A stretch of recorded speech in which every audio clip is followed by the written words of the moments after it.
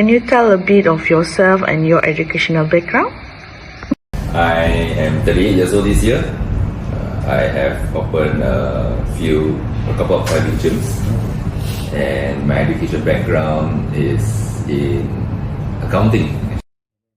What motivates you to become an entrepreneur? Seeing my actions and its impact directly. Whatever I do, I see it immediately. I used to be in corporate, and nothing wrong with corporate. I was from oil and gas, it's a hierarchy, and whatever I do at the bottom, I may not see the impact to the whole company. So I rely on a lot of feedback from my very good managers, mentors, senior managers, vice presidents and all that. But I realized that I do want to see my impact closer. Do you have any idol or source of inspiration in this business world? I have so many that I can't pinpoint one. Whoever I meet, I will get some inspiration, even from yourself, the rest of my team, how they interact with the world, how they see their customers. I learn from them, how I talk to other business owners, what they share, and I can just share with you one story that how I treated my staff during COVID versus how other people treated their staff during COVID. There was no right or wrong answer, so I learned from both ways. So how did you get the idea to start this business? My biggest business is a rock climbing gym. As of today, it is the largest rock climbing gym in Malaysia. Okay. And we have boulder, we have rope. Prior to this, I also own a bouldering gym. And how that all started was I've been climbing for 11 years, and I realized that throughout my professional career and throughout my passion and hobbies, I realized that I always come back to climbing. And so I was thinking that climbing has always been my inspiration, always been my motivation, and I've studied other climbing gyms around the world that in major cities and developed countries, climbing gyms actually prosper. Okay. So why not we do something like that in Malaysia? I'm not the first to do it, but why not try to put my flavor into it? What were the main challenges you faced when starting the business? Three things, I would say. The first one is, before the start of everything, is always funding. How do you get the money? Do you have the money yourself, or do you need to find someone for the money? If you have no money, myself or other people, then the idea will not start. Yeah. Second is, who will start the idea with you? It could be same level as you, it could be higher than you actually. If you're a technical person, you need someone of a business knowledge to help you run the business. Or the team at the bottom, where they are the anchor of the whole business also. They're the one who's running the business for you. So that's the second one. And the third one is actually main challenge is ego. Personal ego and egos of all other business partners, team, technical team. So these three main challenges: funding, the right people to work with you, and ego. Then where did you get your initial capital? Aside from my own personal savings, I would say angel investors. How to find these angel investors would be how you portray yourself from an early age. And angel investors are definitely people with money, but people with money usually are smart, usually are very perceptive of the people around them. So if you want to ask them for money, you better be authentic, because if not, they will see through you that you're trying to do a con job, or you're trying to bite more than you can chew, or you're just simply saying an idea that you believe but no research done. And because you didn't take any risk, your own money or your own time, then why would I invest into you? So all these angel investors are very perceptive of this. How do you manage the daily operation of your business? Is the main challenges that I mentioned earlier, the second one, which is finding the right people to work with you. If they believe in your vision, they believe in your dream, they know that you can take care of them, whether it's within your control or beyond your control. If that right team with you, I believe you can do anything in this world. So I have a good team a good technical team, a good operations team, good marcom team, and they're the one that's running most of the daily operations for me. What marketing strategies do you use to attract customer? The main one is actually identifying first who's your target market. While we are climbing gym for everyone, we don't have resources to target everyone. So you need to know first who is your main target market. And so for us, it will be between the age of say 14 all the way to 35, I would say. Upper high school all the way to slightly older adults who still want to be fit. And once you identify this, you'll do a very specific in your campaign, you know what you want. That doesn't mean you cannot target kids or the older crowd, but it's just that once you know this, then you need to start researching on trends on how to market to these people. So to answer your question about marketing strategy is first identify the target market and what resonates with them. And right now it's all the TikTok or Instagram and all the dance and songs and all the jargons, the reels, Sigma. Once you understand this, or at least have a team who is close to this kind of culture, then it's easier to create marketing campaigns to connect and engage with this kind of customer base. How do you deal with competition in your industry? How do we deal with competition industry? First, to recognize that you are not the best at the start. You want to be the best. Of course, when we have ideas and vision, we always assume that we are the best.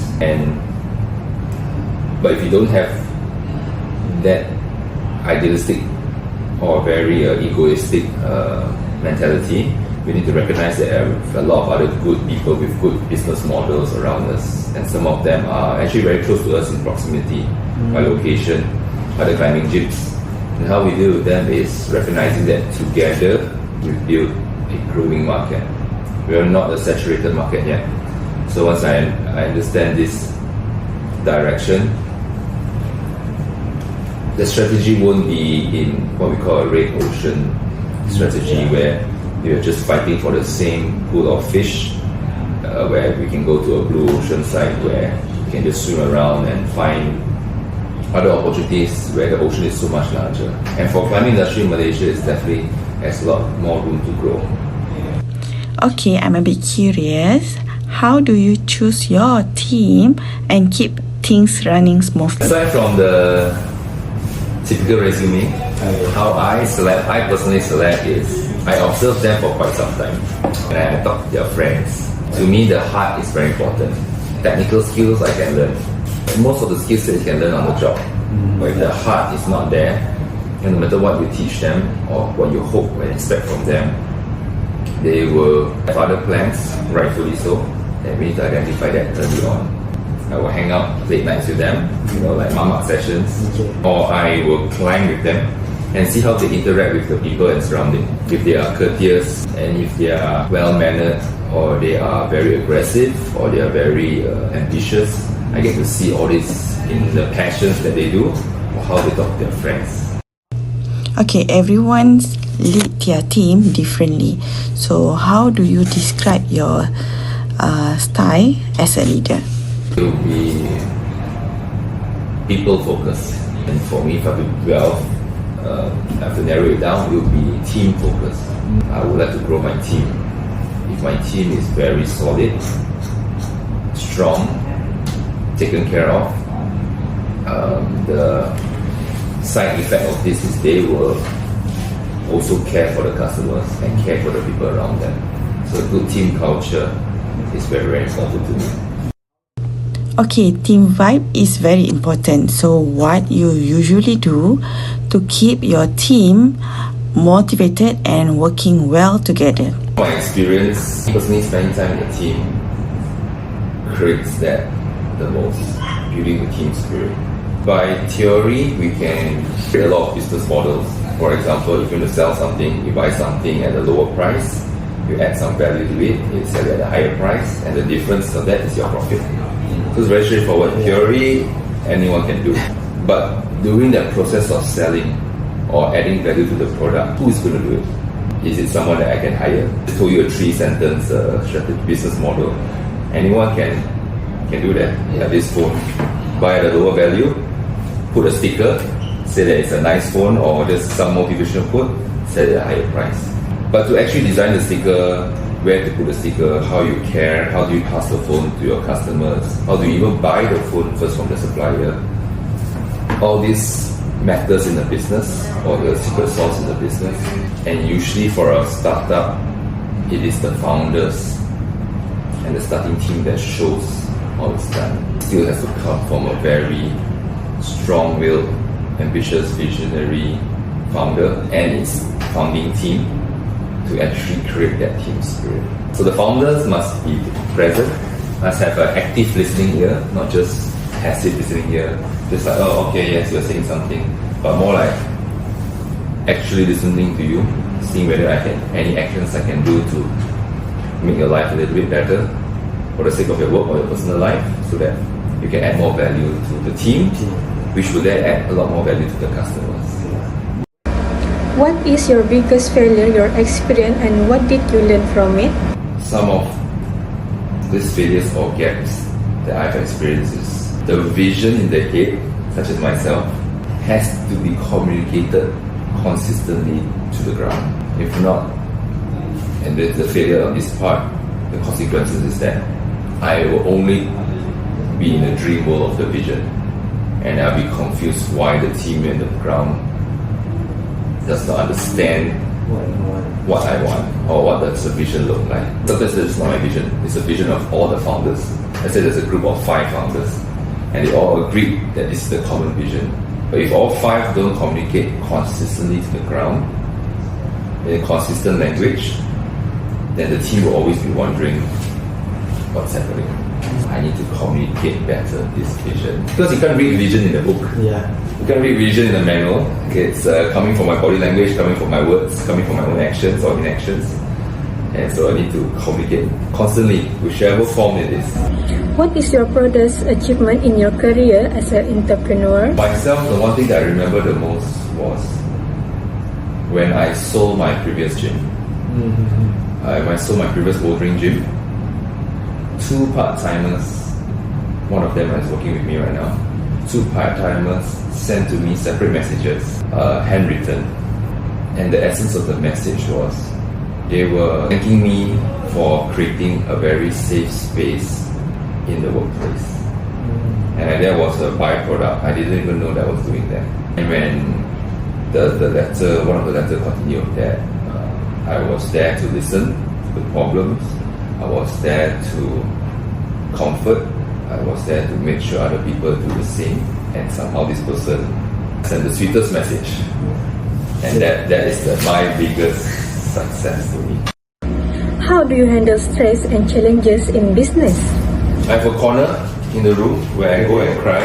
That's how I handle stress. Aside from conditioning, meaning exposing yourself to the same problems or running away from problems, is to know that in the end you are still alive and you are still here. So whatever stress I had yesterday didn't kill me yesterday, I'm still here. Same goes for my business partners, same goes for my team, where they have different life experiences and they will have gone through different stress, and we should not discredit the stress or the problems that they have, but to remind each other that it's okay, I'll see you again tomorrow with a smile, knowing that we are healthy, we can think again how to solve the problem, we are not intentionally wanting to hurt anyone. So it's a blessing to wake up today. Okay, what advice would you give to aspiring young entrepreneurs? Okay, some of the phrases I say, I think is, how do you know you're right? That is the one sentence I would like to give to people. How do you know you are correct in your vision, idea, choice of your team, how you share your friends, and how you try to talk to angel investors to raise money? How do you know that your product is correct for the customers? A lot of people have a lot of ideas, and I've seen that they fail to ask the question, what makes me think that I'm right? How do I know that this phone that I have is correct? Maybe correct to me, may not be correct to you and to other people or to the team. This has a specific correctness to it. So when you know what version your correct is, then you know how to communicate that. If not, you'll be very angry at the world, thinking that why they don't understand me. But who am I? That's the advice I could tell. So for any aspiring entrepreneurs, if you have any ideas, anything you want to sell, anything you want to give, anything you want to raise up, what makes you think you are right? So do your due diligence, ask the right questions, do not let ego come in the way. And it's okay if you're wrong, you haven't spent money yet. Imagine if you spend money and then you're wrong, it's also okay, but it's more painful. If you could start over, what would you do differently? Be more disciplined, I would say. In waking up early, sleeping early, not because I think that's the right way to do, but as of today, I think that if I do that, I will have more time to do more fun things when I'm awake. But if I sleep late and wake up early, or sleep late and wake up late, half my day is gone. And no one really works at night. Everyone enjoys a lot more at night. So that as an entrepreneur, you need more time to do more work. And it's not about showing off. Eventually, if you want to see your idea come into the world, there's no one else but to do it but you. And when you do it, then the team will understand what you're trying to do. Rather than you tell the team or use money to solve the problem, hire more people, but they don't know the vision ahead. So the vision also comes when you're more disciplined. So that's what I would change. Okay, what are your plans for the business in the next 5 to 10 years? Definitely expansion. We have a vision to make the world a slightly better place through climbing. And life is really very hard. So how we want to share this joy to the world is through the world of climbing. And so by expanding, we reach to more people and to share our vision with other people and our culture with other people. A meaningful expansion, which I want to share with the team, meaning that I hope the team can be part of ownership of this new gym, so that they know that the harder they work, their rewards will be given to them. Thank you.